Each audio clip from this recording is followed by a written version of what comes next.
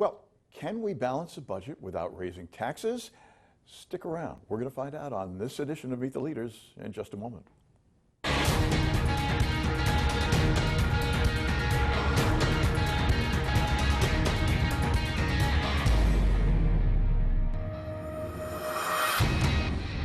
And welcome to Meet the Leaders. Hi there, I'm David Smith, and it is that time once again. We're going to be talking a little bit about money and the state of Connecticut and budgets and taxes. So what else is new? Well, we're going to find out as Representative Laura Hoydick of the 120th District visits with us. It's always good to see you, Laura. How are you? I'm well, David, and you? Happy summer to you. And same you look to very summer, and you look very comfortable and so forth, This which weather, is more than we can say for budgets often. This weather today is perfect. Yeah, it really is. Balancing the budget without raising taxes, possible? If we had enacted the governor's budget, it would have been. Okay. But that would have been devastating to all the social services and the safety net. Ah, there's the rub. There's the rub. The hospitals have already taken it on the chin. Those that work for the hospitals have taken it even harder. They have no operating margins. And all the programs that they provided to the communities, they've had to scale back dramatically. And that includes mental health services. So yes, you can do it, but what are the sacrifices that have to be made?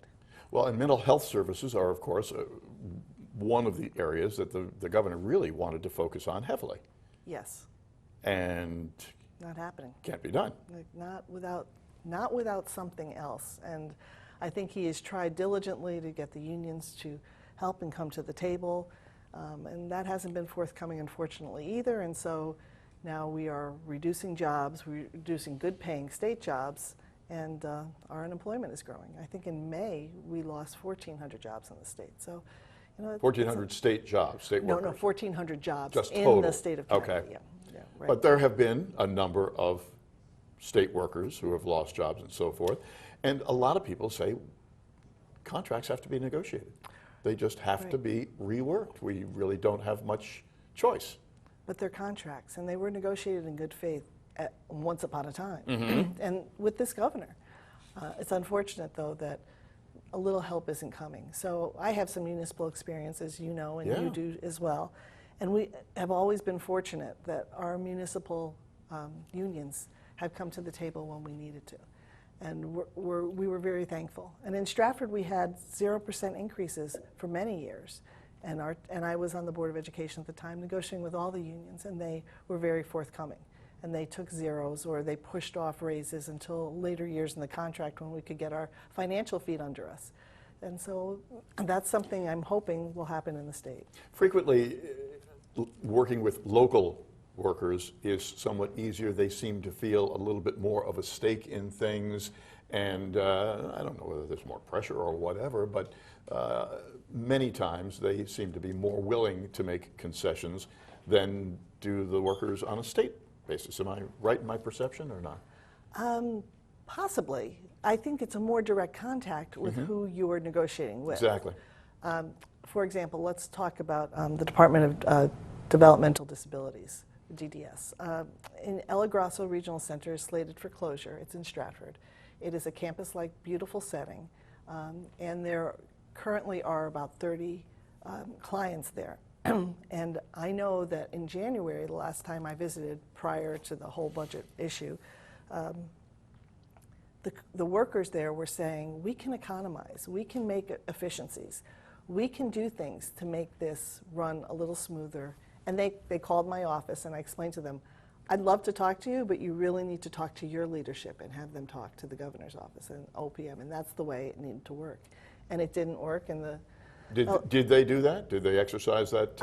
I don't know if they did it, but all I know is that ultimately El Grasso Regional Center is going to close, and all those clients are going to move to Norwalk. And they're really in an uproar, and everyone is upset about it, not only the clients and their families, but even the community, the neighborhood. So it's just, it's a very sad state of affairs. Well, obviously that will add more pressure to the Norwalk scenario if they're moving these folks in there, so that complicates matters a little bit further. And I understand that the Norwalk facility has some mold issues and some environmental issues in which they're looking at. They're doing some research. Consequently, the stay and moving, it was supposed to happen June 30th, and they're still at El Grasso. So, You know, there's a lot of things in the air, but the point being back to jobs and negotiation, you know, everybody has to work in good faith. And I think, as you and I have experienced, the local worker really wants to do the right thing because ultimately we want to keep our jobs. Sure, sure. So. Not selling a very positive story of this summer, that's for sure to date. Taxes, Governor is proud to say that haven't done new taxes, but there are subtle things, fees, and not so subtle things, extra costs and cutbacks in municipal aid and so forth, that effectively worked out to be New taxes. In Stratford, the average household increased in taxes $330. That's the average, $330. Right, right. So, and some of that is from the loss of state aid. So it's, you know, it trickles down no matter how you cut it, how you shake it. It trickles down. So we didn't have any new taxes in the state, but we had new fees, new charges. We talked about the state parks. There's a lot of things going on. There's the lack of services being provided, so people can't get things done. So, you know, there are in essence new expenses that the average person is paying because of the state economy. Have we lost workers in Stratford as well because of the cutbacks in state funding? We have not lost workers that I know of in Stratford, not unless it's through attrition. I don't think any positions were laid off. One of the ways that we're supposed to be able to, or was proposed to be able to make up some of these differences and to assist the transportation fund was a mileage tax, which came up. And apparently, unbeknownst to a lot of people, that got the thumbs down a while ago, but an article in the paper just today, as a matter of fact, from Majority Leader who suggested that no, there will not be. It's a dead deal, and it's not going to happen. Well, I hope the Majority Leader is right. However, things are said many times that end up coming through one way or another. If there's not directly through the legislature as a statute or the bill process, it's in an implementer. So I just want to go on record as I'm opposed to any more taxes, especially a mileage tax. I don't know how we would even consider enacting it, managing it, without invading people's privacy, and I think it's a bad idea. I'd rather take that $300,000. David, as you know, I've been active in supporting child support collection, and I'd rather invest in technology to improve child support collection than invest in tracking how many miles you or I drive. Child support is one of those things that goes by the board all too frequently and just kind of adds up, and rarely sees the light of day getting resolved. That is very true. The last study we had done, I think we were $1.6 billion in arrearage. And so for the family, for the mom or the dad that is relying on that income to keep their family going, it's very, very difficult not being able to get a handle on when you're going to get your payments. So. Well, is that getting squared away? Is that something that we're going to be able to say is getting some sort of completion? Well, unfortunately, it hasn't been a priority for DSS, though they have given attention to it, and I thank the commissioner for moving in that direction. It's not nearly as fast as we need to. We're using a 1980s legacy system, and it is a computer system, and it's just not. That's a COBOL adequate. system. It is. It's a COBOL system, which anybody over the age of 45 who took any kind of courses back in the 70s and 80s, there you go. You're saying to yourself, COBOL? My gosh, all those cards and everything. They hire on a guy who retired some years ago to come in and do that work on a freelance basis. They do. To fix the machines and so forth. And remember, we get 66% reimbursement from the federal government for anything we invest in child support collection. So I'm hoping it's going to be a priority next year for the legislature as well as for the administration, because we really need help in that area. And that goes throughout the whole DSS system, because that is I guess the largest system in the state, is it not? And so if you get new computers and so forth, there's an initial cost, a big initial cost, but you make that up pretty quickly, I suspect, given the budgets that they've got there. I think we would, and just the ease of service and efficiencies, and I'm not talking about the DMV changeover. That's another story. This is something that has been done in other states, and I think I think we have a pathway to execution, but it needs to be a priority for us. Lots of priorities. Jobs are, of course, a major priority, and there have been lots of suggestions made as to the need for remedying that, because with the jobs, of course, come taxes, and that helps out the whole system. Sure. But we're not seeing the jobs flow in as we'd like to, and as the state really needs to.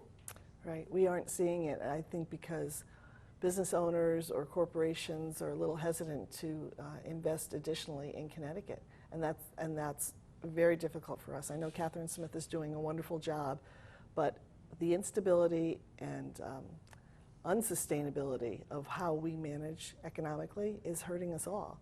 And so I think we have a pathway to sustainability. It's been a Republican platform. It's on our website that we have talked about how we can make things stable so it makes Connecticut investable again. And I think it's a good plan. It's a long-term plan, but it's a good plan. What is the principal tenet of that? The principal tenet is stability. Okay. So we can't continue as we have with budget deficits every few months or every 6 months, having to go into deficit Got Band-Aids mitigation. being thrown on everything. Right. We really need to set a plan. It would be wonderful if everybody could do it together. Sometimes that doesn't happen in politics, but it would be a wonderful thing to do. So you understand exactly what the needs are, the priority needs are, and you focus on those, and you stay that stable course. You know, we talk about a gas tax, we talk about a mileage tax. The conversations about more taxes do not promote stability for anyone, for a resident, for a business owner, anyone, for a nonprofit. So I think we have to get our minds around the stable approach to how we're going to correct Connecticut. Stability and knowledge of that stability is key for investors and business people alike. We alluded to transportation, but transportation, you represent a huge transit area. Yes. Without the mileage tax and so forth. What are we going to do about the infrastructure, which is in such dire straits all over the state, right, and principally in southwestern Connecticut? And we've talked about the lockbox before. Yeah, yeah. And so many people are in favor of the lockbox in concept, as am I. The thing about the lockbox is it really needs to be secured. So the money that you put in it is going to go towards transportation. And traditionally, even with the spending cap, the General Assembly has been reluctant to do that because they want that flexibility when things happen, and whether we get in trouble or whatever the terminology is, that we can't fund the budget that we have, and so we want to have a pocket of money on the side that we can use. And so this is why I think there's been hesitation from the majority party to really lock down that lockbox. Well, and it's a major undergoing to do that, to establish a real lockbox. It is, but for us in Fairfield County, as you well know, this transportation from 95 and the Merritt and Route 8 and the rail lines and the waterways, which we've invested a lot of money in the Port Authority, are big business to us. They make us the most profitable, quote unquote, or richest area of the state of Connecticut. And so consequently, we invest in the state of Connecticut through our taxes. So I think we garner the attention. Not going to be idle this summer, Laura, that's for sure. It's good to see you, though. That's we good. Appreciate you stopping by. Good to see you too, Always. David. Thank you so very Have a good much. one. You too. That's Representative Laura Hoydick, our guest on this edition of Meet the Leaders. And for Meet the Leaders, I'm David Smith.